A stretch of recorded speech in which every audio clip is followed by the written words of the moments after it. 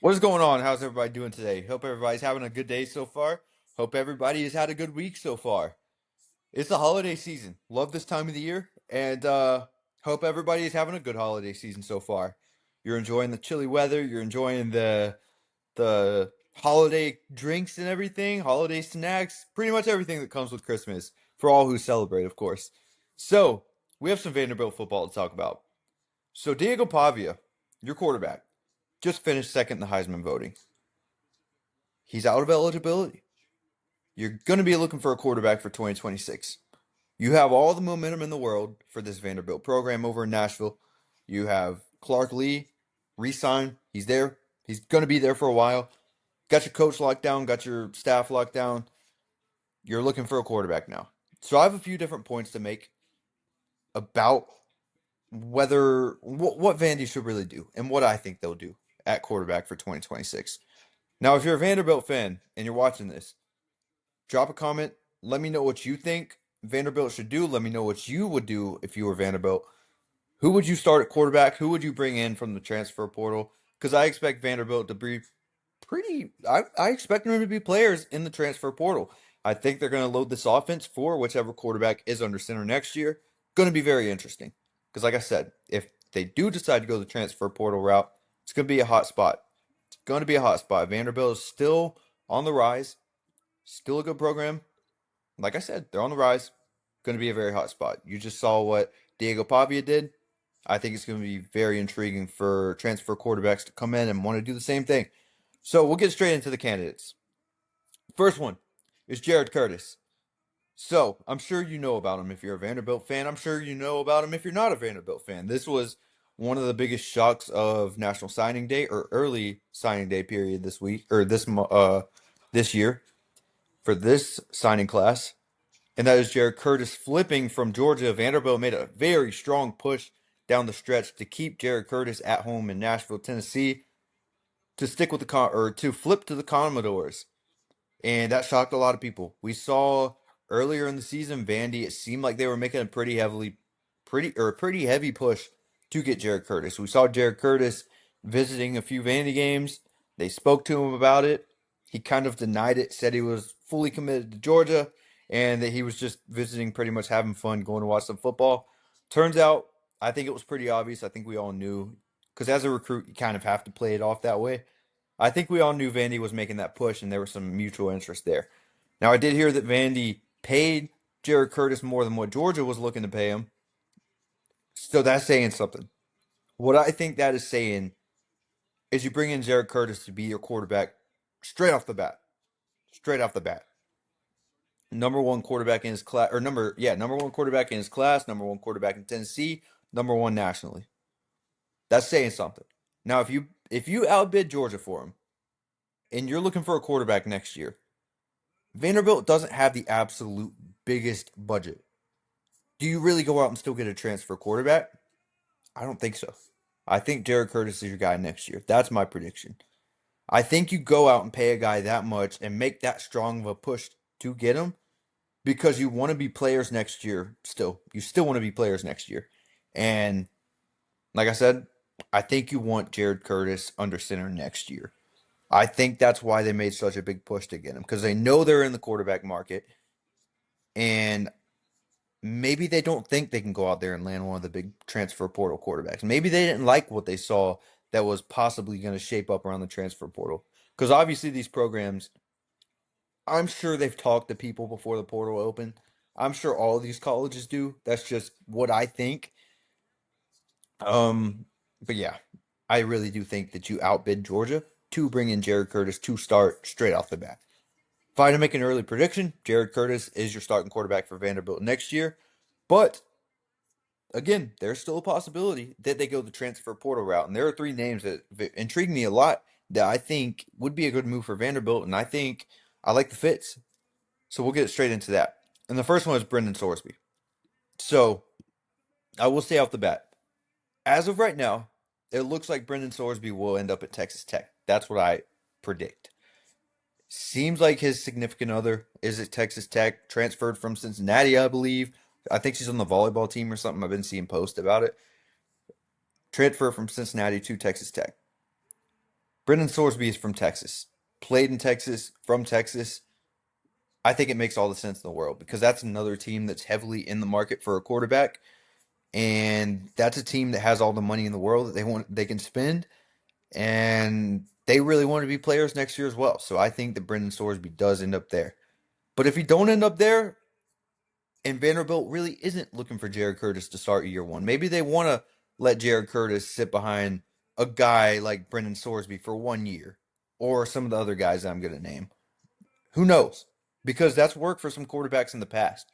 Because we have seen some freshman quarterbacks, such as Dylan Raiola and some other guys, come in and start their freshman year and didn't go the greatest. So maybe that's in mind. But like I said, I mean, I'm still predicting Jared Curtis to be starting next year. But it wouldn't shock me if they don't want Jared Curtis to start if they were in the market for Brendan Sorsby. That wouldn't shock me. I mean, Brendan Sorsby last year, there was one point in the year he looked like one of the top quarterbacks in the country. I'm not even going to lie. Before that Utah game, if you go look at Brendan Sorsby and what he was doing at Cincinnati, he was really in consideration for, I'm not saying he was the best quarterback in the country. He was probably top 10 at one point. After the Utah game, yeah, you did kind of decline a lot. After that, I think it was something with his confidence. Just needed to change the scenery. Because the Cincinnati team is not that great. I think Brendan Sorsby really elevated it to look a little better than what it was. And he was getting some first round draft buzz before that Utah game. So you won't get that for no reason. They obviously see something in you. And again, he's one of the bigger names in the transfer portal at the quarterback position. Now, another one is a less experienced one. Now, I have some reasons I think Vandy wouldn't be in the market for him, but I think Kenny Minchie is a pretty good fit in Vandy as well. He's from Tennessee, so you have that connection right there. He's probably grown up watching some Vandy football. He was probably around Vandy fans, Vandy football. So there's some ties to the program, I would assume. Maybe not, but I would assume being you're around Tennessee that you have some type of ties to Vanderbilt and the Tennessee Volunteers. I mean, that's just kind of how it is. When you grow up in a state and you're playing football, you probably have ties to that home state's team. So, Kenny Minchie, he lost the job at Notre Dame in a quarterback battle to CJ Carr. Now, Kenny Minchie was never the starter. He was a very highly coveted quarterback coming out of high school at Pope John Paul in Tennessee. So, like I said, he was a very highly coveted quarterback coming out of high school. That's for a reason. That's for a reason. I mean, CJ Carr had a pretty good year. And if you lose a quarterback battle to him, I don't think that's saying much at all, especially when you're as young as you are. I think he's a sophomore, I believe. Okay, I can't find his year on here, but I think he's a sophomore, maybe a redshirt sophomore. A lot of people inside that Notre Dame camp were saying that Kenny Minchie was going to win the job. Everybody thought he had the edge over CJ Carr to win it. A lot of people around Notre Dame's program they were pretty much saying Kenny Minchie is going to be our starting quarterback. Like he is beating out CJ Carr in camp. A lot of people were shocked when CJ Carr got named the starter. And like I said, CJ Carr hasn't had a bad year. I think he's looked like a pretty good quarterback.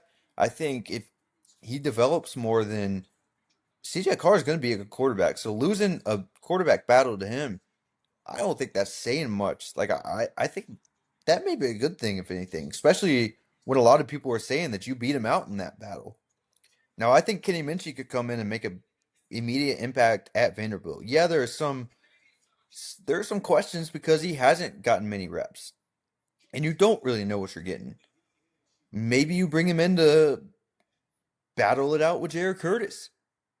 And if Jared Curtis loses the job to Kenny Minchie, he just sits a year.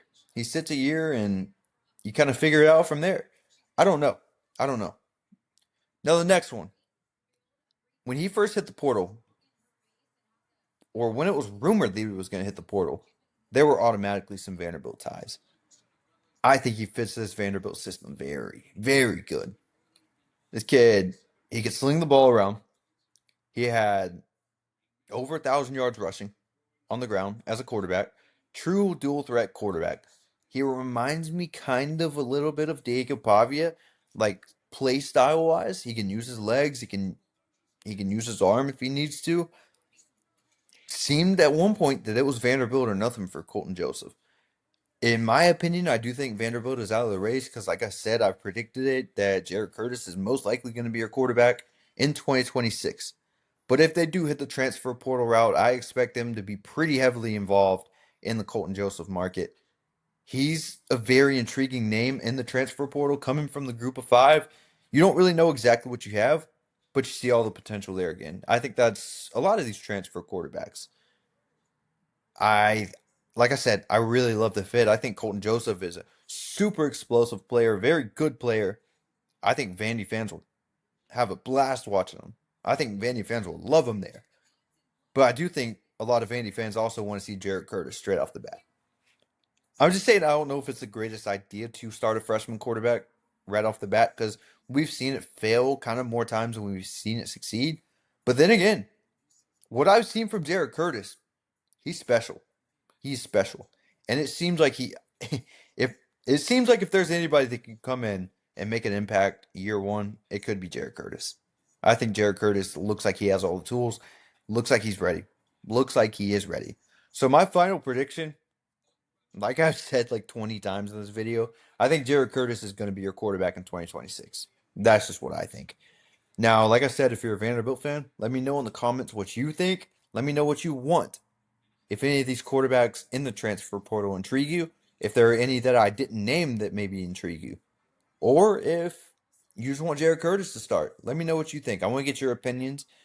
And if you did enjoy this video, I would greatly appreciate if you considered subscribing to the channel. I would love to have support from Vanderbilt, from the Vanderbilt fans at least. I've loved watching this Vanderbilt team all year. It's been a joy watching them grow and actually become a pretty premier program in college football. I was really hoping they would make a playoff spot because I really wanted to see them make a playoff push because I truly believe that this Vanderbilt team could have made a pretty strong playoff push. I think they were a lot better than what the national media was even thinking.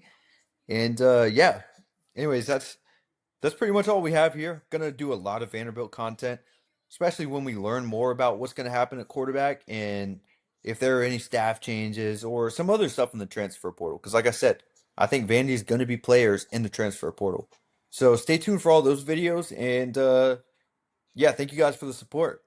And we'll catch you guys on the next one. Peace.